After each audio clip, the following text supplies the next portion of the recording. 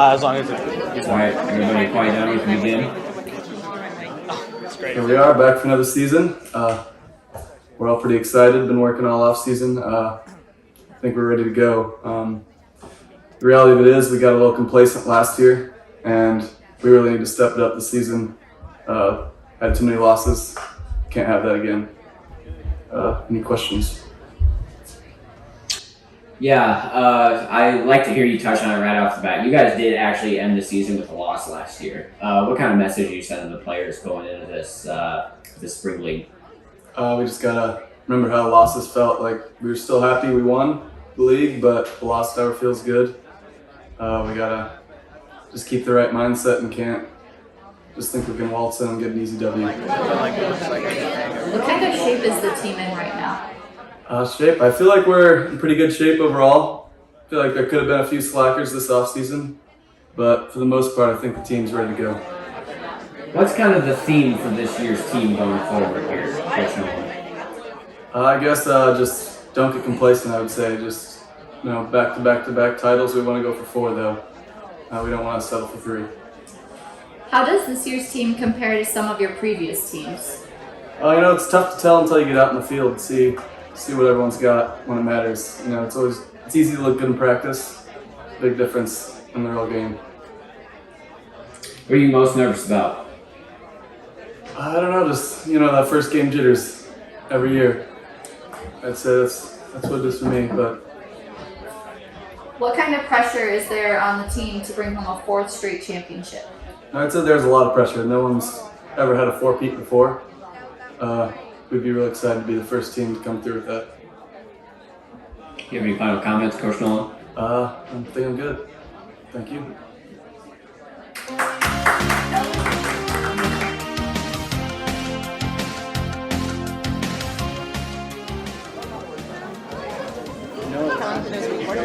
As long as it's one. All right, thanks for coming out, everyone. I woke up this morning, I walked out on the deck and I said, feel that in the air? It's kickball season. And we are just as excited as we were in year 1 and can't wait to get going. Got a real exciting team coming back and it's going to be a tough league this year. Looking at that schedule, aren't going to be any gimmies, but that's the kind of challenge that we accept. And we're looking forward to it. With that, I'll open up for any questions. What are your thoughts on the roster as a whole?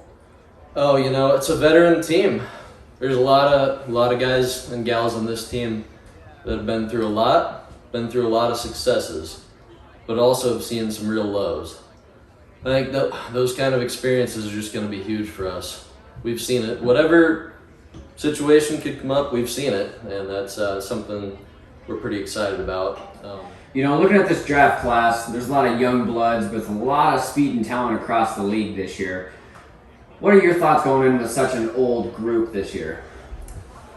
Well, I think as much as we are a veteran team, we still got a lot of youth. There's a lot of teams out there that got people pushing 40, 50 years old. Our oldest player is, maybe 27 by mid-season. So, we're experienced, but we are young, and I don't see our legs going mid-season at all. And I know that's been a concern out in the preseason magazines, but we're not concerned about it.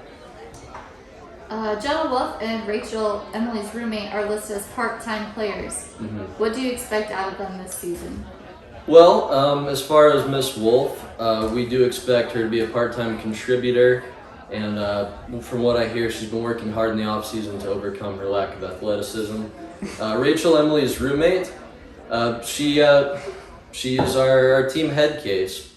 She got suspended a few times last year, and would I be lying if I said I wanted her as a full-time player? Yes, I would, but we expect that she could step up if need be. So we look forward to their contributions, however small that might be.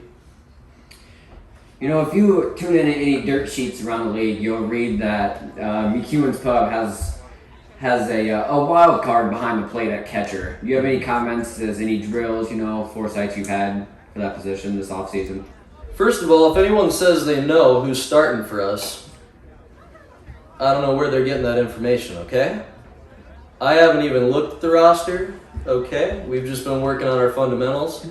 So, yeah, your guess is as good as mine as who comes out behind plate on May 5th. There have been rumors of potential Jack Gielan signing. Any truth to that? You know, we're looking at all our options as far as late contributions and late signees, but we've been in contact with Jack's agent, and I cannot comment any further on that situation until it's resolved. So with that, I wish I could tell you more. We think Jack's got a lot of talent, but the ball's really in his court, and I better not say anymore. I'll be getting in trouble with the league. So. What about you, Coach Hayden? Do you have any butterflies or concerns heading into the season? You know, of course I do. Right now, every team is 0-0. And if I look at it like we've already achieved something, who am I? We've achieved nothing. It is week 1, it's week 0. We've done nothing. Of course there's going to be butterflies. Of course. Two of your all-star players, Caleb Corbin and Lucas Nolan, are coming back. What does having two great players like that mean to you as a coach? You know, every great team has to have a backbone, and having guys like that you can trust in a leadership position, that's everything. Player-driven leadership is what I preach, and when you have guys like that, you don't have to say much. They are right there picking somebody up when they need a little coaching. They're making sure that everyone knows where to be out in the field, and straight up, they're just athletes. And without them, I don't know where my career would be, because having guys like that makes my job a lot easier.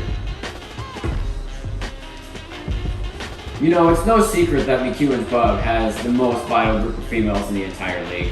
What kind of role do they play in this organization? You know, we think we have the best core of female players in the entire league. I mean, we bring back a lot of experience there, and really just the energy. They're the heart and soul of our team. You look at someone like Miranda, who came in and played really well for us last year as a first-year player. Came in midway through the season, brought a lot of energy. Didn't always know where to be, but she figured it out along the way. Chloe was another player that came in for us last year and brought a lot of energy. She's way more than just a catcher. We think that she's got a big year ahead of us. Hannah is maybe the backbone of this whole organization. I mean, she took up ownership a few years ago. She got us scheduled to begin the league many, many years ago, and where would we be without her? And then Sydney, this will be her 3rd year with the program, I believe, and she brings the energy, and she is the most consistent on-base person we've had in the program. So that's a great group, and we are very excited about them. And then Emily Jopes, how could I forget? She's going to be on the team this year. One of the most infamous snubs in kickball history goes to Kyle, not making Rookie of the Year last season. Can you speak on the fuel that gave him going into this season? Oh, I tell you, I've been talking to Kyle all off season, and to tell you what, I don't know who's voting on some of these awards. I usually don't like to speak on things like this, but as we all know, last year was a down year. We finished it out, and to be honest with you, there's no way we end up finishing in first place without a guy like Kyle. He really brought the energy and the athleticism in places that we needed it last year, and I think he's got a chip on his shoulder, and I expect a huge year out of Kyle. Any final comments, Coach Hayden? No.